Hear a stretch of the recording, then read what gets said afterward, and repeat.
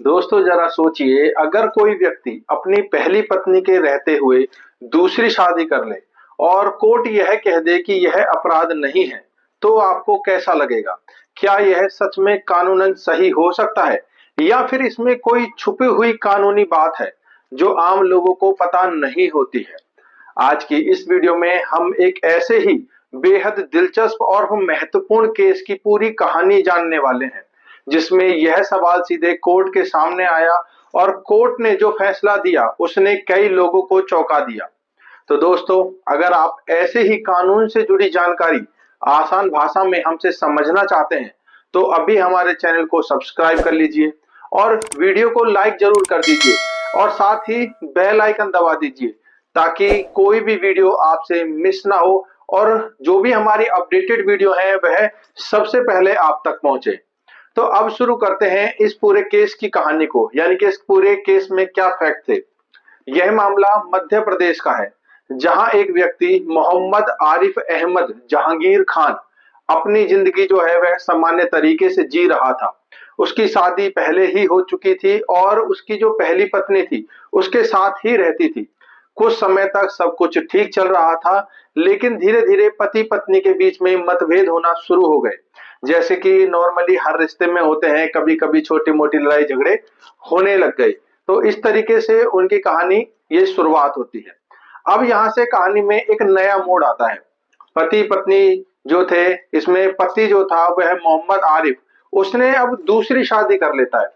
अब आप सोच रहे होंगे कि यही तो सबसे बड़ा मुद्दा है, क्योंकि आमतौर पर हम जानते हैं कि अगर कोई व्यक्ति पहली पत्नी के रहते दूसरी शादी करता है तो यह अपराध होता है, जिसे आईपीसी की धारा 494 यानी बाइगेमी कहा जाता है। और यही बात पहली पत्नी को भी लगती थी। पहली पत्नी ने इस दूसरी शादी को स्वीकार नहीं किया और उसने आरोप लगाया कि उसके पति ने उसके रहते दूसरी शादी करके कानून का उल्लंघन किया है। और इसके बाद जो पहली पत्नी थी उसने 2022 में पुलिस स्टेशन जबलपुर में शिकायत दर्ज कराई और पति के खिलाफ आईपीसी की धाराएं 494, 323, 498 ए, 506 के तहत एक केस फाइल किया और एफआईआर दर्ज कराई। यहाँ पति की तरफ से एक बहुत ही महत्वपूर्ण दलील दी जाती है। उसने कहा कि वह मुस्लिम धर्म से संबंधित है और मुस्लिम पर्सनल लॉ के अनुसार एक पुरुष को एक से अधिक विवाह करने की अनुमति होती है, यानी कि वह अधिकतम 4 विवाह कर सकता है। तो इस वजह से ये जो शादी है यह अवैध नहीं है, बल्कि पूरी तरीके से वैध शादी है। अब कोर्ट के सामने असली सवाल यही था, क्या मुस्लिम पुरुष द्वारा पहली पत्नी के रहते हुए दूसरी शादी करना आईपीसी की धारा 494 के तहत अपराध माना जाएगा या फिर नहीं माना जाएगा? अब इस सवाल को समझने के लिए हमें सबसे पहले समझना है कि आईपीसी की धारा 494 को थोड़ा आसान भाषा में हम समझते हैं कि ये धारा क्या कहती है। कि अगर कोई व्यक्ति अपनी पत्नी या पति के जीवित रहते दूसरी शादी करता है और वह दूसरी शादी कानूनन मान्य नहीं है, यानी कि वह वॉइड मैरिज है, तब ये अपराध बन जाती है। यहाँ देखने वाली बात सबसे महत्वपूर्ण यह है कि जो वॉइड मैरिज होती है यानी कि वह अवैध शादी कहलाती है। अब कोर्ट ने यही देखा कि क्या मुस्लिम पर्सनल लॉ के अनुसार दूसरी शादी करना अवैध है या फिर वैध है। इसमें मुस्लिम पर्सनल लॉ क्या कहता है? कोर्ट ने कहा कि मुस्लिम पर्सनल लॉ में एक पुरुष को 4 शादियां करने की अनुमति होती है और यह कानूनन द्वारा जो है वह मान्य है, इसीलिए ऐसी शादी को अवैध नहीं कहा जा सकता। यही वह बिंदु था जिसने पूरे केस की दिशा को बदल कर रख दिया, क्योंकि अगर दूसरी शादी वैध है तो आईपीसी की धारा 494 लागू ही नहीं होगी, क्योंकि यह तब लागू होती है जब दूसरी शादी जो है वह अवैध मानी जाती है, यानी कि कानूनन अगर वह वॉइड मैरिज है। अब कोर्ट के आगे यह भी देखा गया कि इस मामले में कोई धोखाधड़ी भी नहीं हुई। क्या पहली पत्नी को पूरी तरीके से छोड़ा गया है या नहीं छोड़ा गया, या कोई अन्य आपराधिक कोई ऐसे कार्य किए गए थे? लेकिन मुद्दा जो था वह यही था कि दूसरी शादी क्या कानूनन गलत है या फिर नहीं है। और कोर्ट ने साफ साफ शब्दों में यह कहा कि मुस्लिम पर्सनल लॉ के तहत दूसरी शादी करना अपराध नहीं है। इसीलिए आईपीसी की धारा 494 के तहत जो आरोप लगाए गए थे, वे जो थे, जितने भी आरोप लगे थे वह बेबुनियाद थे, यानी कि वह इस मामले पर लागू नहीं होते हैं।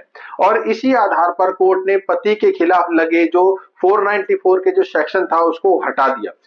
यानी कि जो धारा 494 के तहत बाइगेमी का आरोप लगाया था पत्नी ने, उसे समाप्त कर दिया गया। लेकिन यहाँ एक और महत्वपूर्ण समझने वाली बात है कि कोर्ट ने सिर्फ जो जो बाइगेमी का जो अपराध लगा था, यानी कि जो सेक्शन था 494, उसी के आरोप को हटाया। इसका मतलब यह नहीं है कि बाकी सभी आरोप भी खत्म हो गए हैं। अगर केस में जो अन्य सेक्शन लगे थे, जैसे कि मानसिक क्रूरता, घरेलू हिंसा या फिर जो अन्य आरोप लगे थे, उसका जो ट्रायल है वह चलता रहेगा। उन सेक्शंस को कोर्ट ने नहीं हटाया। यानी यह फैसला सिर्फ इस बात पर था कि दूसरी शादी करना इस विशेष परिस्थिति में ये अपराध है या फिर नहीं है। अब यहाँ एक और महत्वपूर्ण सवाल उठता है, क्या यह नियम सभी धर्मों के लिए एक जैसा है? तो इसका जवाब है नहीं। अगर यही काम कोई हिंदू, सिख, जैन या बौद्ध धर्म का जो व्यक्ति है वह इस काम को करता, तो उसके लिए हिंदू मैरिज एक्ट लागू होता, जिसमें एक पत्नी के रहते हुए वह दूसरी शादी करना अपराध माना गया है और उस पर आईपीसी की धारा 494 लागू होगी। यानी यह फैसला पूरी तरीके से धर्म और पर्सनल लॉ पर आधारित है। अब इस केस में हमें क्या सीखने के लिए मिलता है? सबसे बड़ी बात यह है कि भारत में अलग अलग धर्मों के लिए अलग अलग पर्सनल लॉ होते हैं और कई बार वही तय करते हैं कि कोई काम अपराध है या फिर नहीं है, क्योंकि हिंदू मैरिज एक्ट के अकॉर्डिंग अलग लॉ है और मुस्लिम एक्ट के अकॉर्डिंग अलग लॉ है। और दूसरी बात यह है कि किसी भी केस में सिर्फ आईपीसी को पढ़ लेना ही काफी नहीं होता, इसके साथ साथ यह भी देखना होता है कि उस व्यक्ति का कौन सा पर्सनल लॉ लागू होता है।